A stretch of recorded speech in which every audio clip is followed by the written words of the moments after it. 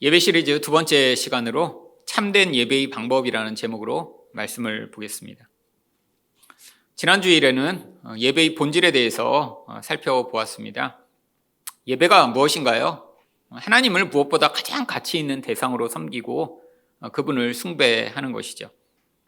그래서 이 영적 예배의 본질은 결국 우리가 죄와의 관계가 끊어지고 우리 존재 자체를 하나님께 헌신하며 또한 하나님의 영향력을 받기 위해 이 세상의 영향력을 멀리해 하나님의 뜻에 우리를 순종해 나가는 것입니다. 결국 예배한다는 것이 무엇인가요? 하나님을 사랑하고 그러니까 그분의 말씀에 순종하는 것이 곧 예배인 것이죠. 그런데 이것이 바로 신앙의 본질입니다. 신앙에 많은 것들이 존재하나요? 신앙의 가장 핵심은 하나님을 사랑하고 이웃을 사랑하는 것인데 바로 이 이웃 사랑이 바로 하나님의 명령 가운데 가장 중요한 명령이죠. 그런데 왜 이것이 쉽지 않은가요? 바로 그 죄의 영향력과 세상의 영향력 때문이죠. 우리 본질 안에서 이 죄로 말미암아 우리는 다 자기 중심적 속성을 가지게 되었습니다. 또한 눈에 보이지 않는 하나님을 믿지 못하게 됐죠. 그러니까 눈에 보이는 세상의 무엇인가를 자꾸 의지하고 그것으로 나의 유익을 취하고자 하다 보니까 바로 하나님을 사랑하기도 쉽지 않고 하나님의 명령에 순종하기도 쉽지 않은 것입니다. 바로 이런 인간을 향해 예수님은 바로 참된 예배가 무엇인가 가르치시고자 오늘 본문에 나온 이 사마리아 여인을 선택하신 것이죠.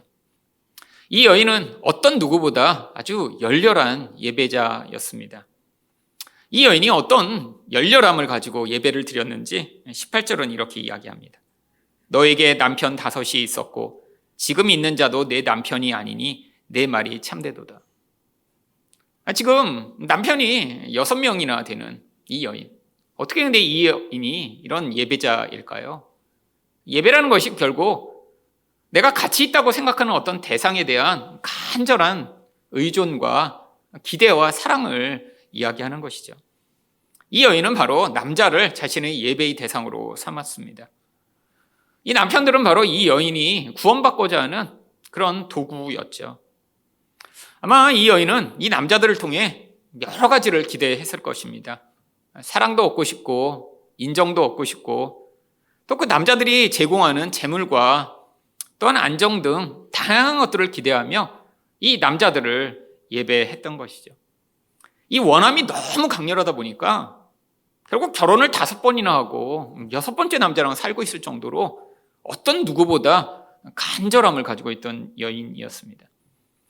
여러분, 그런데 이 일이 지금으로부터 2000년 전에 일어났다는 거예요.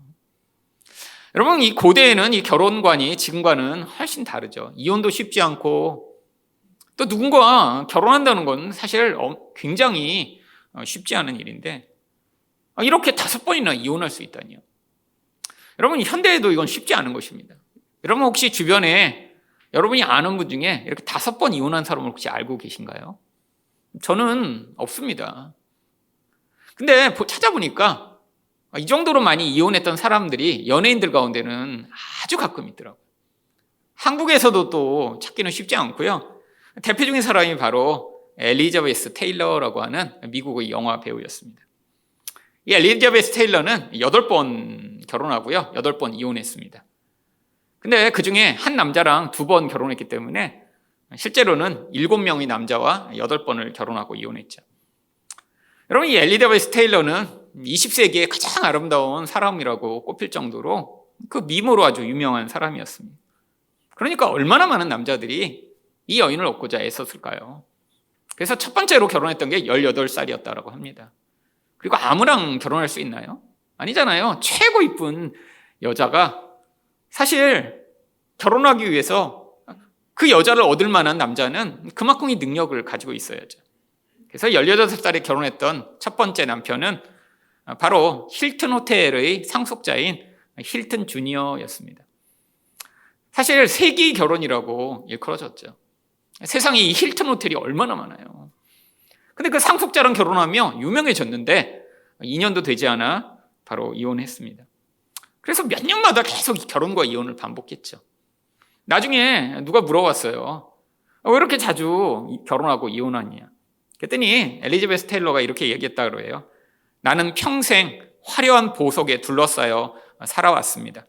하지만 내가 정말 필요로 했던 것은 그런 보석들이 아니었습니다. 누군가의 진실한 마음과 사랑, 단 그것뿐이었습니다. 여러분, 많은 남자들이 보석을 가지고 엘리자베스 테일러를 꼬셨겠죠.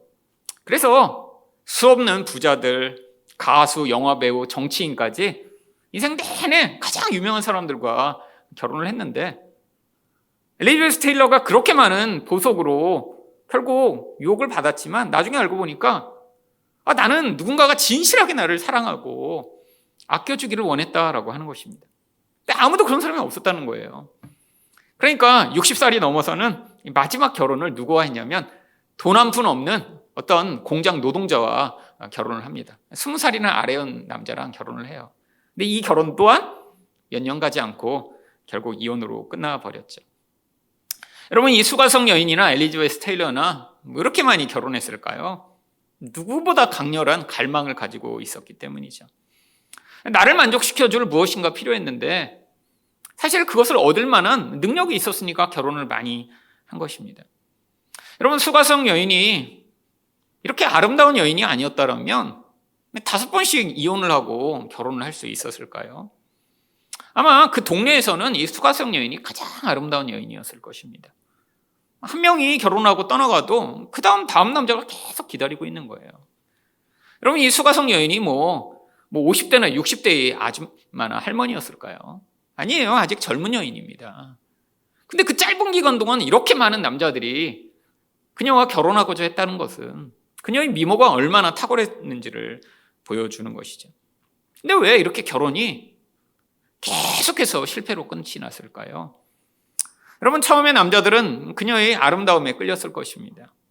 근데 살다 보니까 무슨 문제가 있나요? 결국 그 내면에서 튀어나오는 그녀의 추함에 질려버린 것이죠. 여러분, 갈망이 큰 사람일수록 내면은 불안정하고 또한 분노가 많습니다. 너무 당연해요. 여러분, 갈망이 약한 사람은 별로 화가 나지 않습니다. 여러분, 음식을 좋아하고 아주 미식가가 있죠. 그렇다면 이 사람은 만족이 적어요.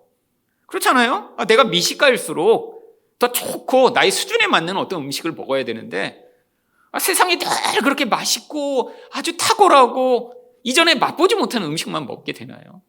우리 일상에서는 그냥 먹던 거 또 먹고 된장찌개 먹고 그러기 마련인데 여러분, 음식에 대한 기호가 그렇게 아주 탁월하지 않은 사람은 같은 음식을 먹어도 별로 질리지 않아요. 어제 된장찌개 먹은 거 오늘 또 먹어도 되고요. 아침에 먹은 거 점심에 먹어도 되고요. 이런 사람은 금방금방 만족합니다. 그런데 내가 어떤 감각이 예민하고 욕망이 클수록 만족이 없는 거죠. 이전보다 더 큰 만족을 찾아야 되는데 찾기 쉽지 않습니다. 여러분, 그녀도 마찬가지죠. 이 수가성 여인도 갈망이 너무 큰 거예요. 그래서 어떤 남자, 멋진 남자, 그중에서 제일 능력 많고 나의 갈망을 채워줄 것처럼 보이는 남자랑 결혼했는데 이 갈망이 채워질 수가 있나요? 여러분, 음식에 대한 이런 갈망은 쉽게 채워줄 수 있습니다. 세상에 얼마나 맛있는 게 많고요. 민족마다, 지역마다 얼마나 다양한 종류의 음식인지 몰라요. 여러분, 그런데 사람의 이 갈망은 쉽게 채워지지 않습니다. 외적 갈망은 쉽게 채워지지만 이 영혼의 갈망은 그렇게 잘 채워지지 않죠. 외모는 아름다웠는데 내면이 불안정하고 채워지지 않는 불만족으로 말미암는 분노가 가득한 여인이라고 생각해 보세요. 여러분, 같이 살기에는 너무너무 힘들겠죠.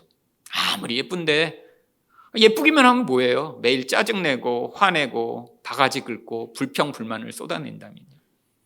결국 모든 남자들이 1년, 2년 다 견디지 못하고 떠나간 것이죠. 여러분, 우리들도 다 정도의 차이는 있지만 나의 영혼을 채워줄 무엇인가를 갈망하며 살아가는 예배자들입니다. 대상이 때마다 계속 바뀌어요. 저도 어제 이 설교를 준비하면서 나는 일생 내내 무엇을 예배했는가라고 돌아봤더니 대상이 계속 바뀌었더라고요. 어려서는 공부를 잘하고 싶어서 애썼던 공부가 나의 예배의 대상이었고, 나이가 조금 들면서는 어디 이렇게 완벽한 여자 없나? 또 여자를 향해 마음이 바뀌었고, 결혼해서 이미 그 모든 가능성이 끝나고 나니까 그 다음에 또 다른 거를 찾고, 끊임없이 무엇인가로 나를 기쁘게 하고 만족해 할 것들을 찾아 헤맸죠. 사람과 또 성격과 기질에 따라 예배의 대상이 다 다르고요, 계속 바뀝니다.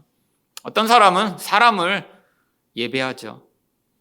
사람으로 말미암는 사랑, 인정, 칭찬, 또 그 관계 안에서의 그 짜릿한 행복을 끊임없이 추구하죠. 어떤 사람은 돈을 예배하죠. 나는 돈을 많이 벌 거야, 큰 부자가 될 거야, 성공할 거야. 그게 그 사람의 예배의 대상이죠. 어떤 사람은 쾌락을 예배하죠. 끊임없이 나를 기쁘게 할 것들을 찾아다니며, 어떤 때는 보는 거로, 어떤 때는 듣는 거로, 어떤 때는 먹는 거로 계속해서 나를 재밌게 만들고 흥분시킬 것들을 찾아 헤매죠. 여러분, 근데 문제는 이런 예배에 대한 갈망이 강렬하면 강렬할수록 고통이 그거에 비례해서 커진다라고 하는 사실입니다. 여러분, 이 수가성 여인이 이렇게 5번이나 결혼하고 이혼하는데, 여러분, 그게 되게 쉬웠을까요? 여러분, 인생에서 이 스트레스를 지수로 나타낸 스트레스 지수라고 있습니다. 그래서 인생에서 닥치는 이 어려움들이 얼마나 큰 고통과 아픔을 가져오는지 그걸 점수화한 거예요. 그래서 100점 만점. 여러분, 그런데 교도소에 갇히는 게 4등입니다. 4등. 여러분, 만약에 여러분 교도소에 갇힌다고 생각해 보세요. 생각만 해도 스트레스잖아요. 여러분, 근데 그게 4등밖에 안 돼요. 그럼 3등은 뭘까요? 바로 3등은 배우자와 별거했을 때가 3등이래요. 교도소 갇히는 것보다 아주 친밀한 관계가 깨어지고 외롭게 됐을 때 더 힘든 거예요. 근데 그거보다 더 높은 스트레스 지수 2등이 바로 이혼입니다. 이혼인처럼 힘든 게 없다는 거예요. 여러분, 이혼을 할 때 뭐 그냥 헤어질까? 그래, 그럼 도장 찍어. 그리고 헤어지나요?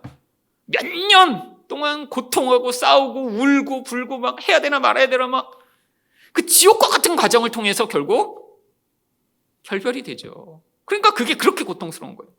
그리고 대망의 1위는 바로 사랑하는 배우자와 사별했을 때 그게 100점 만점입니다. 그러니까 인생에서 가장 고통스러운 것들은 친밀한 관계가 단절되고 깨어지는 게 그렇게 고통스럽다라고 하는 거예요. 여러분, 이 수가성 여인은 지금 이걸 몇 번 했어요? 5번을 반복한 것입니다.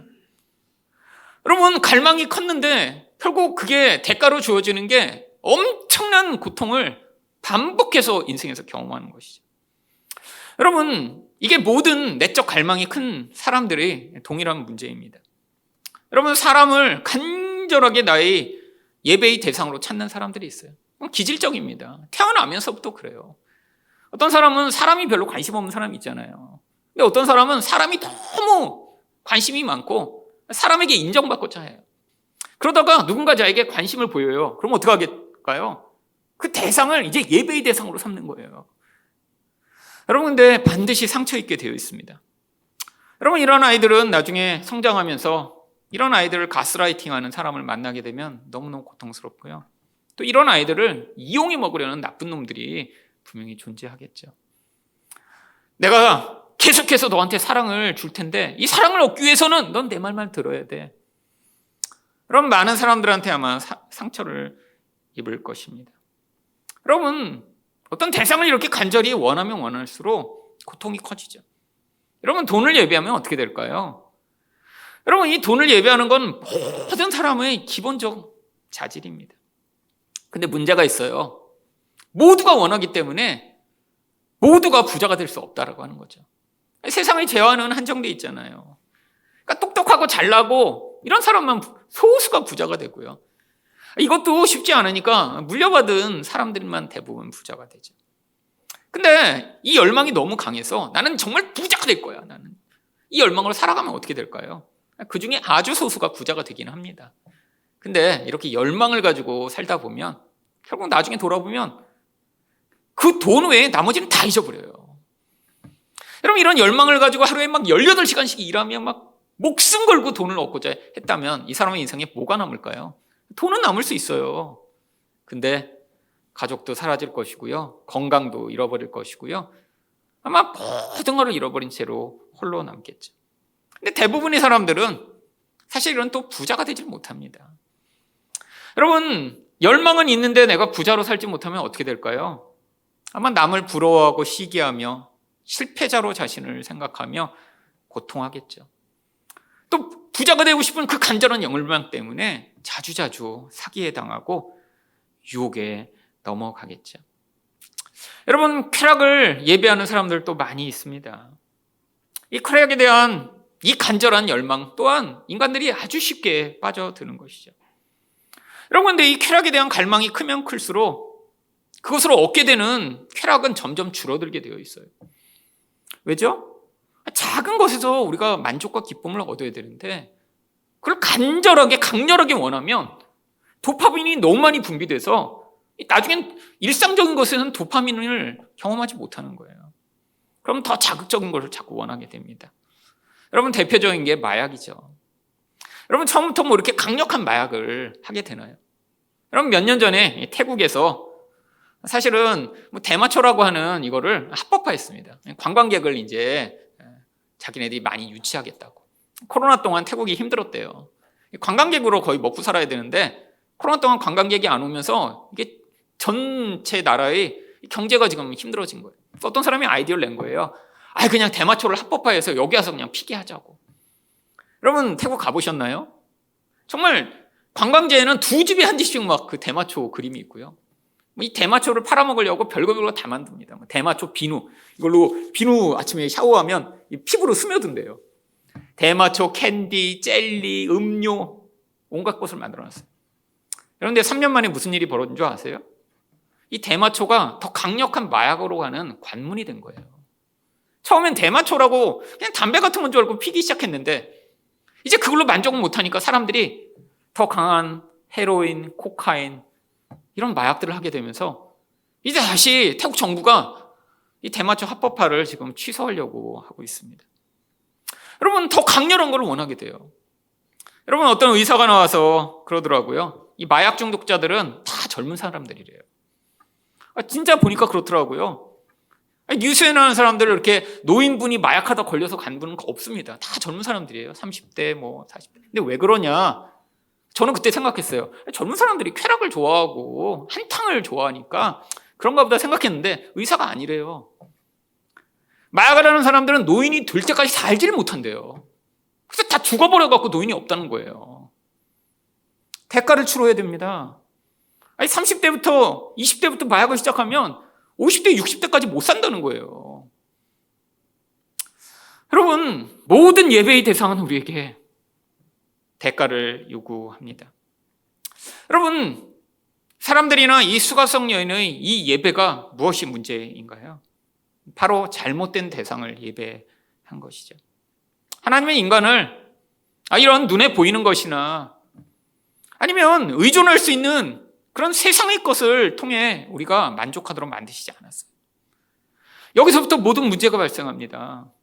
하나님이 이렇게 만드셨는데 인간이 죄로 말미암아 더 이상 하나님을 보지도 알지도 못하게 되고 눈에 보이는 것만을 의존하게 되면서 이제 하나님을 예배했을 인간들이 다른 것들을 예배하기 시작한 것이죠.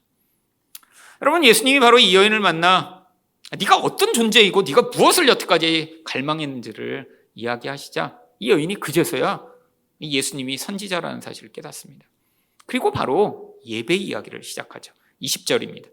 우리 조상들은 이 산에서 예배하였는데 당신들이 말은 예배할 곳이 예루살렘에 있다 하더이다. 아니, 갑자기 남편 이야기하다 왜 갑자기 예배 이야기를 하죠? 이 여인이 얼마나 그동안 갈증하고 고통했는지, 그동안 이 갈망을 해결할 이 종교적 방법을 찾았던 거예요. 여러분, 생각해 보세요. 5번이나 이혼하면서도 아직 깨닫지 못했을까요? 보통 3번 정도는 깨닫습니다. 똑같은 실수를 해도 인간이요, 아무리 바보라도요, 똑같은 3번의 그 고통을 경험하면 이건 아닌 것 같은데? 이게 정상이죠. 그래서 이 여인도 찾은 거예요. 어떤 방법을요? 이거 아닌가 보다. 뭔가 종교적인 방법이 있지 않을까? 근데 이 여인에게는 지금 장애물이 있었습니다. 어떤 장애물이요? 바로 여인이라고 하는 장애물이며 사마리아 사람이라고 하는 장애물이죠. 여러분, 당시에 사마리아 사람들은 예루살렘 성전에서 예배를 드릴 수 없었습니다. 이스라엘 백성들은 이 사마리아 사람들을 개나 짐승보다도 못한 존재로 여겼어요. 가서 악수도 안 했고요. 만나지도 않았고요. 말도 안 했습니다. 그러니까 지금 이상한 상황이에요. 예수님이 이 사마리아 성에 오신 것 자체가 지금 말도 안 되는 상황이에요. 대부분의 이스라엘 사람들은 어차피 거길 지나가야 되면 멀리 돌아갔습니다. 이틀, 3일을 돌아가더라도 그 지역 자체에 가지 않는 거예요. 오염된 곳이니까. 그러니까 이 사마리아 사람들은 종교적 전통을 물려받고 예배는 드리고 싶어요. 그래서 어떻게 했냐면 그리심 산에다가 자기들이 사마리아 성전을 지었습니다. 근데 이 여인이 가서 예배를 드려봤겠죠. 근데 거기서 그런 갈망이 채워지나요? 아니잖아요. 짝퉁이잖아요. 짝퉁. 여러분, 여인들은 또 혹시라도 예루살렘 성전에 왔더라도 예배를 드릴 수 있는 곳에 들어갈 수가 없었어요. 그래서 어디에서 드려요? 여인의 뜰이라고 하는 바로 이방인들도 왔다 갔다 하고 장사치들도 있는 그냥 광장 같은 데까지밖에 못 들어갔어요. 여러분, 이 여인으로서의 한계, 이방인으로서의 한계 때문에 자기는 예배를 못 드려서 이렇게 지금 고통하고 있다고 생각했던 것이죠. 여러분, 근데 바로 그녀를 예수님이 찾아오신 것입니다. 여러분, 그때 예수님이 뭐라고 말씀하시나요? 21절입니다. 예수께서 이르시되 여자여 내 말을 믿으라. 이 산에서도 말고 예루살렘에서도 말고 너희가 아버지께 예배할 때가 이르리라. 여러분, 하나님은 이렇게 예배자의 마음을 가지고 있는데 그 갈망이 깊어 끊임없이 그 갈망을 채우고자 하는 자들을 찾아오십니다. 왜? 어떤 사람은 이런 갈망이 없거든요. 여러분, 인생에서 이 고통을 그래서 하나님은 때로는 허용하세요. 우리 인생도 마찬가지입니다. 여러분, 아무런 고통과 아무런 갈망이 없다고 생각해 보세요. 저도 돌아보니까 누구보다 이런 갈망이 컸어요. 다양한 종류의 갈망이 있었는데 그게 인생에서 잘 채워지지 않으니까 정말 어쩌다가 그 고통의 그 방향성을 하나님을 향해 돌렸고 거기서 문득 맛보는 그 은혜로 말미암아 사실은 여기까지 오게 된 것이죠. 바로 예수님은 이 수가성 여인에게 이제 참된 예배의 방법을 가르치시고자 하십니다. 그렇다면 참된 예배는 어떻게 드릴 수 있나요? 첫 번째로 성령으로 드릴 수 있습니다. 23절과 24절 말씀입니다. 아버지께 참되게 예배하는 자들은 영과 진리로 예배할 때가 오나니 곧 이때라. 아버지께서는 자기에게 이렇게 예배하는 자들을 찾으시니라. 하나님은 영이시니 예배하는 자가 영과 진리로 예배할지니라. 이 참된 예배의 방법으로 영과 진리로 예배하라고 하십니다. 근데 영과 진리로 예배한다는 것이 무엇인가요? 여러분, 예전 이 개혁개정판으로 바뀌기 전에는 신령과 진정으로 예배하라고 했죠. 이전 목사님들이 조금만 성경을 더 자세히 보셨더라면 지난 수십 년간의 이 오해가 이렇게 깊지 않았을 텐데, 예전에 목사님들은 주로 한글만 가지고 설교하시고 하시면서 이게 한국교회에 엄청난 오해를 불러일으켰습니다. 신령과 진정. 근데 우리가 아는 신령은 뭐만 알고 있나요? 이 산신령이랑 이 신령이랑 약간 비슷한 것 같아요. 신령이라 되고 신결령. 그리고 진정? 진정 다 알잖아요. 진정이나 뜻 모르는 사람 있어요? 진심으로 그냥 뭔가 아주 그냥 진정을 다해서 그냥. 여러분, 그래서 이 신령과 진정으로 예배드려라 이거를 강조하는 교회들은 예배 시간에 웃거나 이러면 절대 안 됐어요. 뭔가 아주 진중하고 뭔가 그냥 진심으로 드려야 되고 막 가슴을 짜내야 되고 막. 그러니까 예전에 제가 다녔던 교회 어떤 부목사님이 설교 시간에 좀 웃겼거든요. 설교하면서 바로 설교 정지. 이렇게 웃으시면 여러분 신령과 진정을 지금 깨는 거예요. 바로 그럼 여러분 징계 들어갑니다. 바로 징계. 감히 신령한 하나님이 계신 곳에 어떻게 웃어? 여러분, 그러니까 거의 예배가 장례식이에요. 혹시 웃을까봐 막 다 떨고 막. 그리고 주로 목사님들 혼내고 막. 여러분, 이 모든 문제의 시작은 한글 번역 때문이었습니다. 다행히 정말 영과 진리로 이렇게 번역을 다시 해주셔서 너무 감사해요. 근데 이 영이라는 것도 번역을 하면서 좀 잘 번역해 주셨으면 좋은데 그냥 원래 원문은 영이에요. 근데 이게 문맥을 보면 그냥 영이 아니라 성령이라는 의미입니다. 신약 성경에서 영이라고 나온 거는 어떤 때는 성령이고 어떤 때는 그냥 영이기도 해요. 근데 여기서 우리가 하나님께 나아가는 유일한 방법은 성령으로 예배 드리는 것입니다. 다른 말로 얘기하면 영으로 예배 드린다는 건 성령의 도움을 받아야 가능하다라고 하는 것이죠. 왜인가요? 예배라는 것이 바로 하나님만을 유일한 가치 대상으로 우리가 생각해야 되는데, 여러분, 성령이 아니고는 우리는 절대로 우리 이 어두운 눈이 열리지 않습니다. 여러분, 보지 못하는 것을 어떻게 믿고 의존하겠어요? 이게 자연인의 우리 상태예요. 근데 우리가 갑자기 보이지 않는 하나님을 믿게 되고 그분을 사랑하게 됐다는 건 우리가 뭔가 열심을 내서 그런 일이 벌어진 게 아니에요. 여러분, 무언가의 도움이 있었던 것이죠. 바로 성령이 그 일을 하시는 것입니다. 성령이 오셔서 보지 못하는 것들을 보게 하시고요, 믿지 못하는 것을 믿게 해주시고, 알지도 못하는 대상을 사랑하게 해주시면서 바로 이 성령이 우리가 하나님을 예배하는 자리로 이끄시죠. 그러니까 이젠 모든 장벽이 다 사라지는 것입니다. 여러분, 예루살렘 성전에 가서 예배할 필요가 없는 거예요. 여자건 남자건 어린아이건 노인이건 흑인이건 백인이건 누구나 이제 성령으로 그 도우심에 의해 하나님만을 유일한 숭배의 대상이며 경배의 대상으로 예배할 수 있게 됐다는 것이죠. 여러분, 우리는 근원적으로 하나님이 아닌 나 자신을 높이고 예배하길 열망하는 존재들입니다. 우리가 돈을 예배하는 이유가 뭐죠? 사실은 내가 높아지고 내가 숭배받기를 원해서죠. 내 마음대로 살고자 해서죠. 내가 하나님처럼 되고 싶어서죠. 결국 인간의 모든 예배의 그 끝점에는 자기 자신이 있습니다. 이게 바로 죄성이거든요. 하나님처럼 되고자 선악과를 따먹은 죄성이에요. 결국 성령 충만하게 되면 그러면 어떻게 되나요? 하나님만을 예배하기 위해 우리 자신을 높이고 우리 자신을 숭배하던 그 자리에서 점점 내려오게 되죠. 여러분, 그래서 여러분이 성령 충만하시게 되면 이제는 자기 자신은 여러분 안에서 점점 작아지게 되어 있습니다. 여러분, 어떤 목사님이 자주 자기 설교 카피로 쓰시는 게 나는 죽고 예수는 산다, 이런 설교 자주 하시더라고요. 바로 이게 성령이 하시는 일이에요. 우리 안에서 내 감정, 내 욕망, 내 뜻, 이거 점점 약해지게 만드시고 하나님이 우리 모든 열망이 되시도록 만드는 그 일을 바로 성령이 하시는 거예요. 여러분, 내 성령과 반대되는 게 뭐죠? 악령이죠. 그럼 악령은 무슨 일을 하겠어요?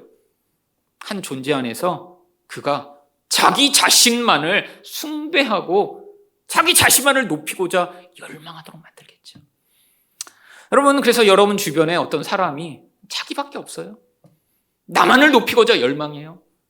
여러분, 그 사람은 성령이 아니라 악령의 다스림을 받는 것입니다. 여러분, 성경에 바로 그 대표적 예가 나와 있죠. 사무엘상 18장 7절과 8절입니다. 여인들이 뛰놀며 노래하며 이르되 사울이 죽인 자는 천천히요 다윗은 만만이로다 한지라. 사울이 그 말에 불쾌하여 심히 노하여 이르되 다윗에게는 만만을 돌리고 내게는 천천만 돌리니 그가 더 얻을 것이 나라 말고 무엇이냐 하고 그날 후로 사울이 다윗을 주목하였더라. 여러분, 지금 다윗이 어떤 상황인가요? 나라가 망하게 생겼는데 골리앗을 죽여서 나라를 구한 영웅입니다. 지금 이 사울도 벌벌벌 떨고 있다가 다윗 아니었으면 지금 완전히 망하게 생겼는데 이 소년이 나가서 그 놀라운 일을 했어요. 그래서 사람들이 지금 칭찬하고 있죠. 근데 그때 순간적으로 뭐가 싹틉니까? 미움이 싹트고 질투가 싹트기 시작하죠. 왜요? 내가 높아지고자 했는데 나보다 더 높게 사람들이 칭송하는 사람이 나타나자마자 그 대상이 적이 돼버리죠. 여러분, 그때 무슨 일이 일어나요? 바로 악령이 임합니다. 사무엘상 18장 10절과 11절입니다. 그 이튿날 하나님께서 부리시는 악령이 사울에게 힘있게 내리매 그가 집 안에서 정신없이 떠들어대므로 다윗이 평일같이 손으로 수금을 타는데 그때 사울의 손에 창이 있는지라. 그가 스스로 이르기를 내가 다윗을 벽에 박으리라 하고 사울이 그 창을 던졌으나 다윗이 그 앞에서 2번 피하였더라. 여러분, 악령은 어떤 일을 하나요? 내가 나쁜 마음이 없는데 갑자기 임해서 막 나를 나쁜 짓을 하게 만드는 게 아닙니다. 내면에 은밀하게 숨겨져 있는 그 사람의 본질을 강력하게 드러내서 그 힘이 그를 사로잡도록 만드는 거예요. 이미 사울이 지금 다윗을 너무 질투하고 미워하고 있어요. 저놈 내 자리를 뺏는 거 아니야? 그런데 악령이 임하니까 어떻게 돼요? 그게 그를 사로잡아 그 자기 본질적 그 마음이 이제는 죽이고자 하는 실제 행동으로까지 연결되는 것이죠. 여러분, 사실 우리도 다 그래서 유혹에 쉽게 넘어갈 가능성을 가지고 있는 자들입니다.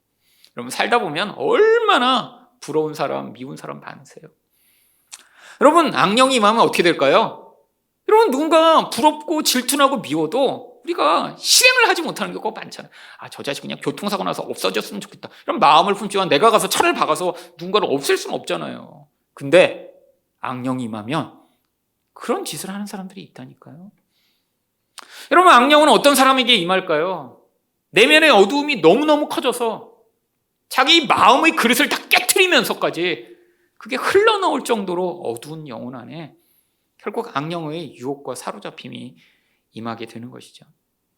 이렇게 되면 어떻게 돼요? 세상에 나밖에 없는 거예요. 나에게 방해가 되고 나의 지혜를 위협하는 모두를 다 죽여서라도 내가 살고자 하는 마음인 거죠. 여러분 이런 의미에서 보면 이단 교주들은 정말 악한 영에 강력하게 사로잡혔다는 게 너무나 정말 확실한 증거입니다. 대부분의 이단 교주들이 그래서 어떻게 주장하죠? 자기를 하나님처럼 자꾸 나중에 내세워요. 어떤 이단 교주는 자기 동상을 만들어서 그 자기 교회마다 붙여놨더라고요. 여러분 처음에 이단 교주가 돼서 난 하나님이야 처음에 이렇게 하는 거 아닙니다. 처음에는 다 은밀하게 시작을 해요. 그러다가 점점 거기서 사람이 모이고 영향이 높아지면 이제 본색을 드러내는 거죠. 나는 성령이야. 나는 재림주야. 여러분 이게 바로 악령이 사로잡혔다는 증거입니다. 내면에 이미 가능성을 다 가지고 있었어요. 근데 그게 점점 이제 그 사람을 사로잡아 악한 마귀와 함께 그 일을 하는 거죠. 여러분 이단이 엄청나게 세력이 커지고 막 사람들이 많이 모인다고 부러워할 거 아니에요. 여러분 저도 옛날에는 이렇게 신천지에 이렇게 사람들이 많이 모여 우리 교회 한 청년 20명만 오면 정말 좋겠구만 이런 생각 정말 많이 했습니다. 근데 제가 다시 성경을 보면서 그래 얼마나 악한 영의 역사가 강력하면 정말 우리가 보면 너무나 말도 안 되는 사람을 하나님이라고 믿고 저렇게 할까 너무너무 불쌍한 거예요. 다른 말로 이야기하면 이 시대에 이 한국에 악한 영의 역사가 얼마나 강력한지를 보여주고 있는 것이죠.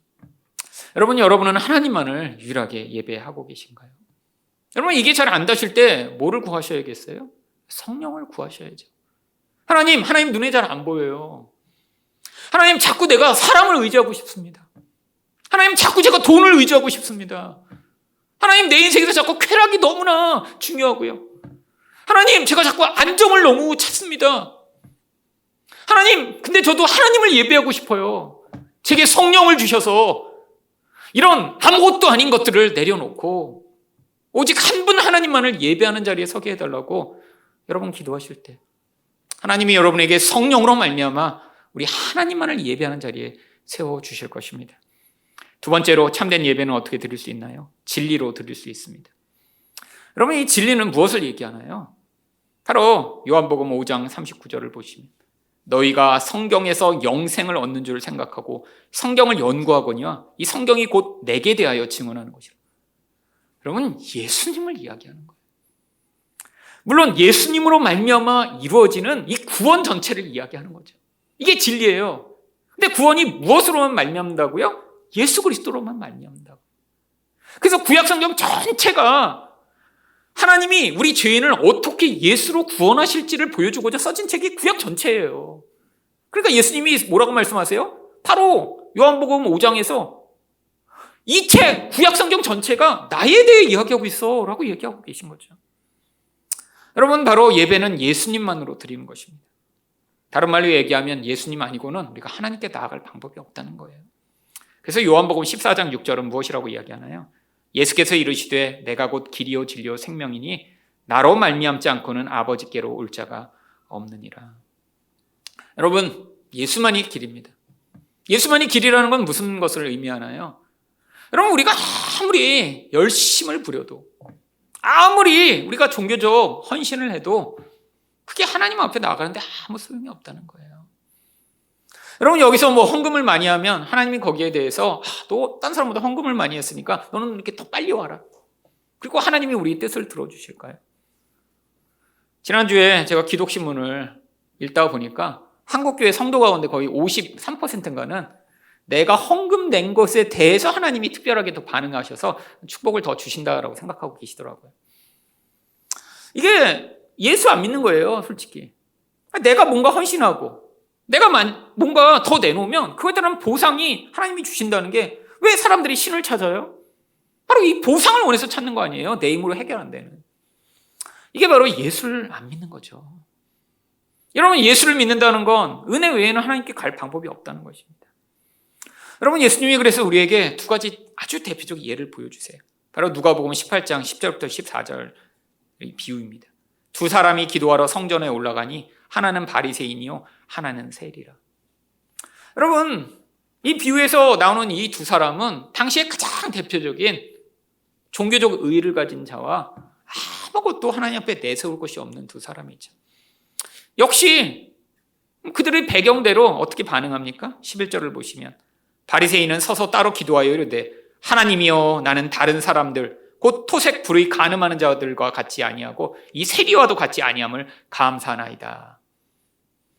여러분, 자기 의가 있는 사람은 항상 뭐를 생각하냐면 하나님 앞에서도 떳떳할 뿐 아니라 주변 사람들을 자꾸 의식하게 돼요. 이 자기 의라는 게 하나님 앞에서 내가 어떤 구체적인 것으로 드러나는 게 아닙니다. 자꾸 다른 사람이랑 비교하기 위해 필요한 거예요. 나는 저 사람보다 더 나은 존재야. 난 저 사람보다는 더 괜찮지. 그러니까 지금 딱 이 사람이 보니까 올라온 사람이 세리인 게 너무 빤해요. 이 세리와도 같지 않고. 여러분, 이게 이 자기의 문제죠. 근데 세리는 어떻습니까? 13절을 보시면 세리는 멀리 서서 감히 눈을 들어 하늘을 쳐다보지도 못하고 다만 가슴을 치며 이르되 하나님이여 불쌍히 여기소서 나는 죄인이로소이다. 내세울 게 아무것도 없거든요. 근데 결과가 뭐냐면 14절을 보면 이에 저 바리새인이 아니고 이 사람이 의롭다 하심을 받고 그의 집으로 내려갔느니라. 여러분, 우리가 예수를 믿을 수 있는 유일한 길, 예수님을 통해 하나님께 나아갈 수 있는 유일한 길은 내가 내세울 게 아무것도 없다는 사실을 인지하는 거예요. 누구처럼요? 이 세리처럼요. 여러분, 그래야 예수를 믿게 됩니다. 내가 뭔가 열심히 잘하고 있어요. 그러면 예수를 믿을 수가 없어요. 그게 자꾸 생각나거든요. 내가 했던 헌신, 내가 했던 열심, 내가 얼마나 잘하고 있는가? 그런데 이 모든 것들은 자꾸 남과의 비교의식을 가져오잖아요. 저 사람보다는 내가 기도 많이 하고, 저 사람보다는 내가 성경 잘 알고, 저 사람보다는 내가 주일날 더 열심히 나오고, 내가 저 사람보다는 헌금도 많이 했고, 저 사람보다는 신앙 연륜도 길고, 이렇게 되는 거예요. 여러분, 우리 안에서 자꾸 다른 사람이 생각난다라고 하면 이건 지금 진리로 예배하고 있는 게 아니죠. 비진리로 예배하고 있는 거예요. 여러분, 진리로 예배하기 위해 우리에게 꼭 필요한 것이 무엇인가요?